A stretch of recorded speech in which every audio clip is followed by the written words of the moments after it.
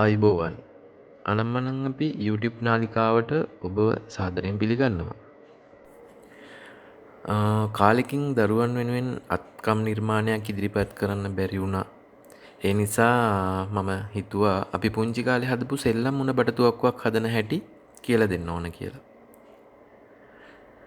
මම කලින් ඉදිරිපත් කරපු කුරුම්බැට්ටි මැෂිම, රබර් ඇට බඹරය, රබර් පටි ට්‍රැක්ටරය බලපු නැති අයට මේ ඉහළ තියෙන ඩිස්ක්‍රිප්ෂන් වලට ගිහින් බලන්න කියලාත් මතක් කරනවා.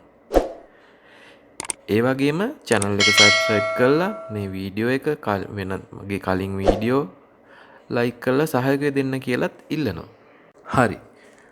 අපි බලමු මුලින්ම උණ බටතුවක්කුව හදන්න මොනවද ඕන වෙන්නේ කියලා.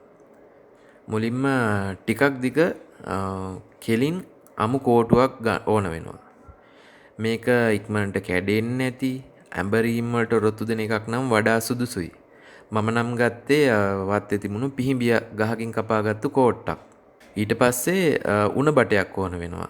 ඇතුළේ සිදුර පොඩි කියන්නේ ඝනකම මසක් තියෙන උණ බටයක් තමයි මේකට හරියන්නේ. මම කපාගත්ත සාමාන්‍ය ඔය අපේ නිතරම දකින්න තියෙන උස කහපාට උණ ගහකින් දැල්ලක කොටසක්. ඊට පස්සේ අපි හොයාගත්තු උණ බටේ පොඩ්ඩක් සුද්ධ කරලා පුරුක් දෙකක් අතරක දුර ප්‍රමාණයක් වගේ කොටසක් කපා ගන්න ඕන.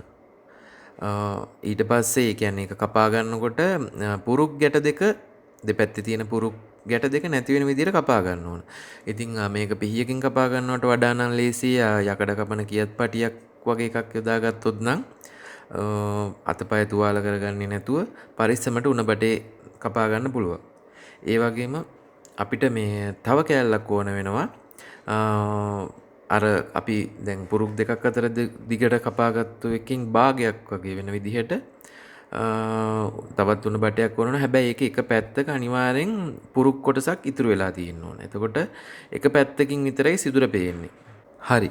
මේ තියෙන්නේ මේ වගේ කපාගත්තු දිග උණ බට කෑල්ලක්. දෙපැත්තේ සිදුර පේන්න තියෙන විදිහට කපා ගන්න මං කලිනුත් කිව්වා වගේ මේ විදිහටම කපා ගන්න.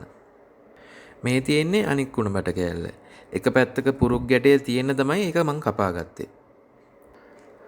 ඊළඟට මේ අපි කපා ගත්තනේ අර දිග කෝට්ටක් මම නම් ගත්තේ පිහිඹියා අතු කෑල්ලක් කියලා කිව්වනේ. ඒක පොත්ත හොඳට පිහියකින් ඉවත් කරලා සුද්ධ කරගන්න ඕන.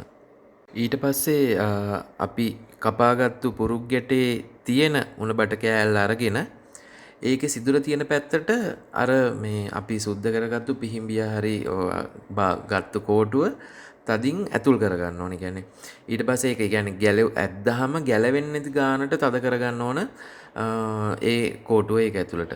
මේ තියෙන්නේ මේ විදිහට මේ කෝටුව ඇතුල් කරගත්තු උණ බට කොටසයි දිග උණ බට කොටසයි. ඊට පස්සේ කෝටුව කපා ගන්න ඕන මේ විදිහට උණ බට කොටස් දෙක එකට තියලා දිග උණ බටේ ඉහළ මූණත ඉඳලා සෙන්ටිමීටරයක් විතර පහළට වෙන්න තමයි මේ අපි අර කෝට්ට කපා ගන්න ඕන. එතකොට තමයි උණ බටේට ඇතුල් කරන මූණිස්සම ඉහළ කෙරවලෙන් බිමට වැටෙන්නේ නැතුව රැඳිලා තියෙන්නේ. ඒ විදිහට කපාගත්තු කෝට්ට දිග උණ බටේ ඇතුළට ඇතුල් කරන්න. කෝට්ට ඝනකම වැඩි නම් පොඩ්ඩක් ආයි පිහියකින් හූරලා උණ බටේ සිදුරට වඩා පොඩ්ඩක් හීනි වෙන්න හදාගන්න මතක තියාගන්න. උණ බටේ ඇතුළට කෝට්ට සම්පූර්ණයෙන් ඇතුල් කළාම ඉහළ කෙළවර පේන්නේ මේ වගේ. කියන්නේ අර අපි කියපු සෙන්ටිමීටරයක හිඩසක් අපිට උඩට තියෙන්න ඕන. දැන් අපේ බටතුවක්කුවේ වැඩේ නම් ඉවරයි. දැන් තියෙන්නේ මූණිස්සන් හදාගන්න එක තමයි. ඒ කාලේ නම් කලේ කැලේ හරි රබර් වතු වල තියෙන කිරිල්ල හරි බලුදන් ගෙඩි තමයි අපි මේකට මූණිස්සන් විදියට යොදාගත්තේ.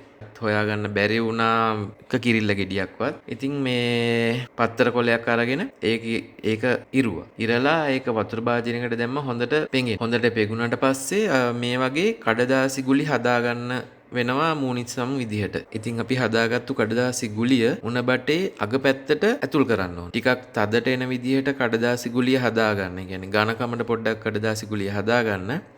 ඊට පස්සේ හිමින් සැරේ කෝටුවෙන් ඒ කඩදාසි ගුලිය උණ බටේ ඇතුලෙන් ඉහළ කෙළවරට තල්ලු කරගන්න ඕන. එහෙම මේ කඩදාසි ගුලිය උඩට තල්ලු කරගත්තාම ඉහළ කෙළවරේ මුනිස්සම කියන්නේ අර කඩදාසි ගුලිය රැඳිලා තියෙන්නේ මෙන්න මේ විදිහට තමයි පේන්නේ.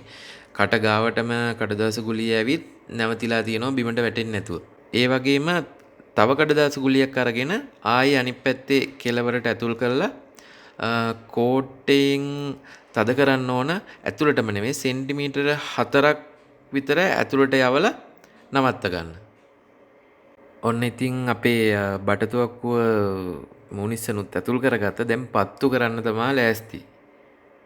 අපි මේ ගෙවල් වල පාවිච්චි කරන අත් පොම්පෙකින් හුලං ගහන්නේ. අන්න ඒ විදියට දිග උණ බටේ තියෙන කොටස එක අතකින් අල්ලගෙන වමතින් වගේ අල්ලගෙන අනිත් අතින් ඒ කියන්නේ අර කොට උණ බටේ ඒ කියන්නේ කෝට්ටත් එක්ක තියෙන උණ බටේ කොටස අනිත් අතින් අල්ලලා වේගයෙන් අර මූනිසම ඇතුළට තද කරන්න.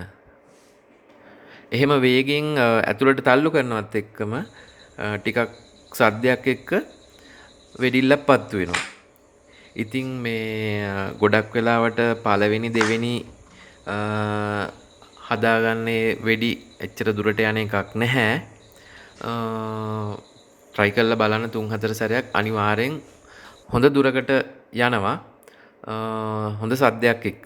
හැබැයි ඒ වගේම ඉතින් කිරිල්ල තිබ්බනම් ආයි බලන්න දෙයක් නැහැ. සද්දෙයි වගේම වැදුනොත් රිදෙනවා. ඉතින් හොයාගන්න පුළුවන් නම් කිරිල්ලත් හොයාගන්න. ඉතින් ඔයාලත් මේක හදලා බලන්න. දරුවන්ට මේවා කියලා දෙන්න, හදලා දෙන්න, යාලට විනෝද වෙන්න අවස්ථාවක් ලැබලා දෙන්න.